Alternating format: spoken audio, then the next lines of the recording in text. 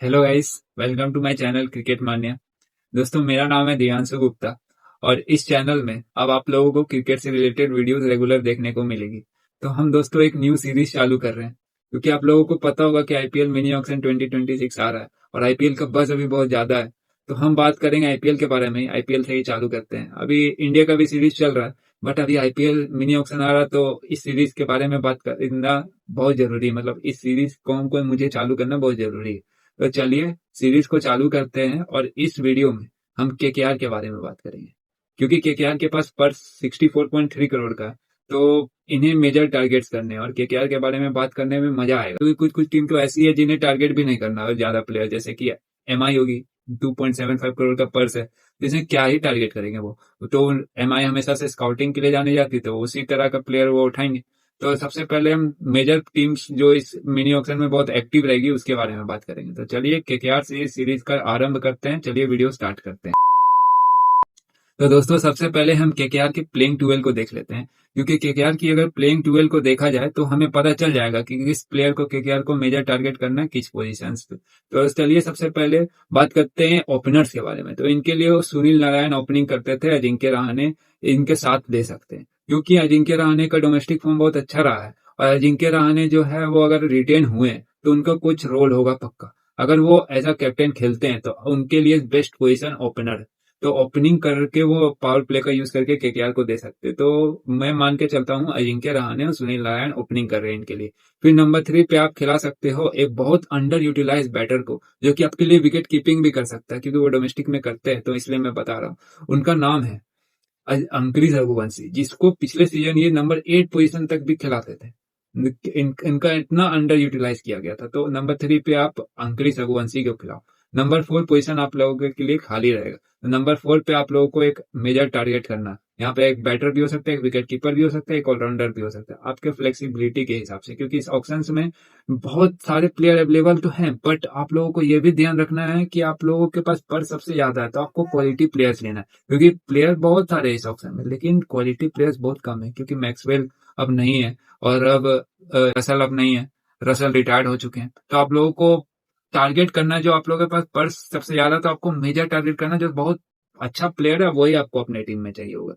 तो नंबर 4 पे आपके पास पोजीशन खाली है। नंबर 5 पे आपके लिए रिंकू सिंह खेलेंगे, फिर रमनदीप पे आप खिलाओगे, फिर नंबर रमनदीप या रमनदीप के बाद एक फिनिशर, और उसके बाद रमनदीप से पहले एक फिनिशर, उसके बाद रमनदीप। आप जैसे आपका फ्लेक्सिबिलिटी अलाउ करता है आप उस तरह करोगे। उसके बाद नंबर 8 पे आपके पास हर्षित राणा खेलेंगे। नंबर 9 पे आप वैभव अरोड़ा, नंबर 10 पे आप एक वरुण चक्रवर्ती को खिलाओगे, ये तो फिक्स है। उसके बाद आपको एक प्रीमियम फास्ट बॉलर चाहिए होगा, जो वो फॉरेनर भी हो सकता है, वो इंडियन भी हो सकता है। इंडियन हो तो बहुत अच्छा बात है। तो चलिए हम बात करते हैं किस पोजीशन पे केकेआर किसे टारगेट कर सकती है। तो सबसे पहले नंबर 3 पोजीशन या नंबर 4, आप अगर अंक्रिस रघुवंशी को अगर आप नंबर 4 पे खिला रहे हो तो नंबर 3 खाली है, तो आपको किसे टारगेट करना चाहिए। तो मेरे हिसाब से सबसे पहला टारगेट इनका कैमरन ग्रीन होना चाहिए, क्योंकि Cameron Green as a batter अपने आप को रजिस्टर किए हैं, तो उनका थोड़ा क्रेज कम हुआ है, क्योंकि बहुत सारी टीम एज अ ऑलराउंडर उन्हें देख रही थी, लेकिन वो अपने आप को एज अ बैटर रजिस्टर किए। स्लॉट 1 में ही आप लोगों को वो देखने को मिल जाएंगे। तो मुझे लगता है कि आप लॉन्ग टर्म यूज के तरह देखो कि क्या, क्योंकि आप लोग रसल को अब रिलीज कर दिए, तो अब वो रिटायर्ड हो चुके हैं, तो आपको रसल का बैकअप चाहिए होगा। और कैमरन ग्रीन अगर इस आईपीएल में नहीं कवर करते हैं, लेकिन आगे वाले आईपीएल में तो वो कर सकते हैं। आगे वाले आईपीएल में तो एज अ बॉलर भी एज अ ऑलराउंडर भी आप लोगों के लिए परफॉर्म करके दे सकते हैं। तो मैं बोलूंगा कि आप सबसे पहले टारगेट करो कैमरन ग्रीन को। आसान नहीं होगा उन्हें टारगेट करना, क्योंकि आधा से ज्यादा टीम को पता है कि केकेआर टारगेट करेगी, तो वो आपका प्राइस तो बढ़ाएंगे कैमरन ग्रीन का। लेकिन आप उन्हें टारगेट करो, अपने पास लाओ, क्योंकि अगर आप उन्हें टारगेट करके अपने पास नहीं लाते तो आपका ऑक्शन में बैठना इतने पर्स के साथ बहुत बहुत बेबुनियाद हो जाएगा। तो मैं तो बोलूंगा कि आप सबसे पहले टारगेट करो कैमरन ग्रीन को। अगर आपको कैमरन ग्रीन नहीं मिलता तो आप वेंकटेश अय्यर को भी ले सकते हो। वेंकटेश अय्यर आपके लिए खेल चुके हैं, आपके लिए स्टार परफॉर्मर रहे हैं, और वैसा भी कुछ गलत नहीं किए थे।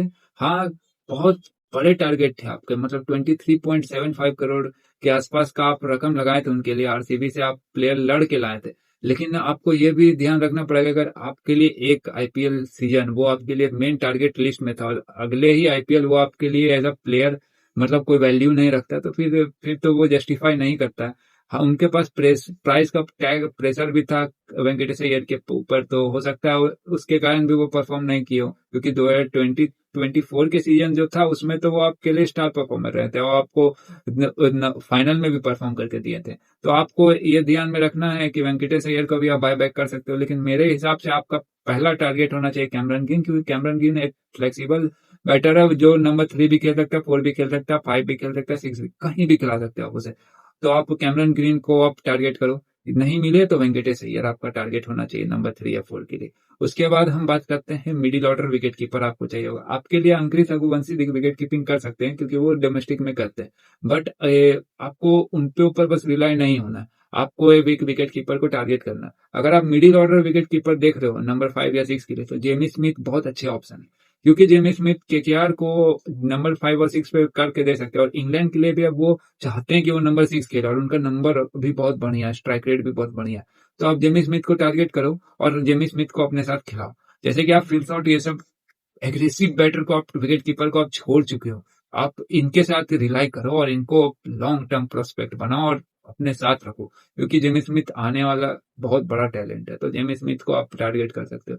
अगर आपको जेमी स्मिथ नहीं टारगेट करना तो आप जॉर्डन कॉक्स, जो कि एक बहुत मिडिल ऑर्डर बैटर है, डिस्ट्रक्टिव है, उसे भी आप टारगेट कर सकते हो, जो कि विकेट कीपिंग का ऑप्शन भी आपको देता है। और अगर आपको ये सब नहीं चाहिए, अगर आप रहाणे को अगर आप प्लेइंग 11 में नहीं रखते हो, अगर आपका कैप्टन कोई और होता है, तो अगर आपको एज ओपनर विकेट कीपर चाहिए तो आप जॉनी ब्रेस्टो को ले सकते हो। पिछले सीजन वो मुंबई के लिए जितना भी खेला था उसमें बहुत बहुत बवाल खेला था, तो आप जॉनी ब्रेस्टो को कर सकते हो टारगेट, या टीम साइफर्ट भी एक बहुत अच्छा इंप्रूव्ड क्रिकेटर है, आप उन्हें कर सकते हो। या आप फिन एलन को भी टारगेट कर सकते हो, फिन एलन भी बहुत अच्छा डिस्ट्रक्टिव ओपनर है, विकेट कीपिंग का ऑप्शन भी देता है आप लोगों को, तो आप उन्हें भी कर सकते हो। अगर आप इंडियन टैलेंट्स के ऊपर जाओगे तो कार्तिक शर्मा, राजस्थान का है, डोमेस्टिक राजस्थान से खेलता है, बहुत अच्छा है, और उसका टारगेट आप इसलिए करो क्योंकि वो 4-5 पे आपको खेल के भी देगा और विकेट कीपिंग का ऑप्शन भी देता है। और अगर नहीं तो आप नारायण जगदीशन, जिनका भी डोमेस्टिक परफॉर्मेंस अच्छा है, आप उन्हें भी टारगेट कर सकते हो, उनके वो आपके लिए पहले खेल भी चुके हैं,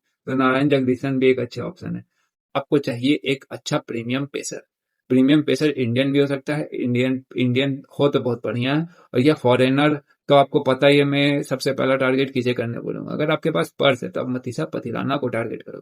हो सकता है आपको जेमी स्मिथ और कैमरन ग्रीन, अगर आपका, मुझे लगता है कि इनका सबसे प्रीमियम टारगेट यही दोनों होना चाहिए, और अगर आपको दोनों में से एक भी मिल जाता है ना, तो आपका तीसरा जो मेन टारगेट होना चाहिए वो मतीसा पथिराना होना चाहिए।